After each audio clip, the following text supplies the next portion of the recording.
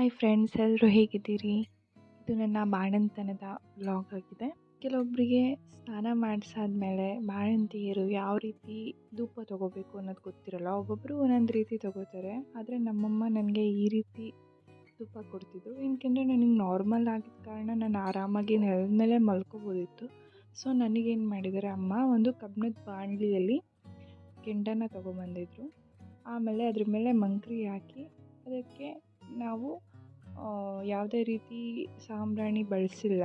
So ಅದು chemical ಇರುತ್ತೆ. ಆದ ಕಾರಣದಿಂದ ನಮ್ಮನೆ ಬೆಳ್ಳುಳ್ಳಿ ಸಿಪ್ಪೆ ಹಾಗೆ ಗಂಧದ ಚಕ್ಕೆ ಕಡ್ಡಿನ ಪುಡಿ ಮಾಡಿಕೊಂಡು ಅದ್ರ ಜೊತೆಗೆ ರಾಗಿ ಹಸಿಟ್ಟು ಇಷ್ಟನ್ನು ಸೇರಿಸಿ ನನಗೆ ಧೂಪ ಕೊಡ್ತಿದ್ರು. ಅದ್ರ ಬಗ್ಗೆ ತೊಗೋತಾ ಇದ್ದೆ ನಾನು.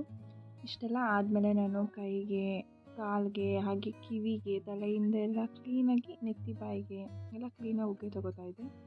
ನನಗಿವಾಗ ಇದು ತೊಗೋತಿರ್ಬೇಕಾದ್ರೆ 1.5 ತಿಂಗಳು. ನನ್ನ ಪಾಪು ಕೂಡ 1.5 ತಿಂಗಳಾಗಿತ್ತು. ಪಾಪುದು ಕೂಡ ನಾನು ನೆಕ್ಸ್ಟ್ ವ್ಲಾಗಲ್ಲಿ ತೋರಿಸ್ತೀನಿ, ಯಾವ ರೀತಿ ಸ್ನಾನ ಮಾಡಿಸಿ ನಾವು ಧೂಪ ಕೊಡ್ತೀವಿ ಅಂತ. ಈ ನನ್ನ ವಿಡಿಯೋ ನಿಮ್ಗೆ ಇಷ್ಟ ಆಗಿದರೆ ಪ್ಲೀಸ್ ಲೈಕ್ ಮಾಡಿ, ಶೇರ್ ಮಾಡಿ, ಕಮೆಂಟ್ ಮಾಡಿ, ಹಾಗೆ ಸಬ್ಸ್ಕ್ರೈಬ್ ಮಾಡಿ. Thank you.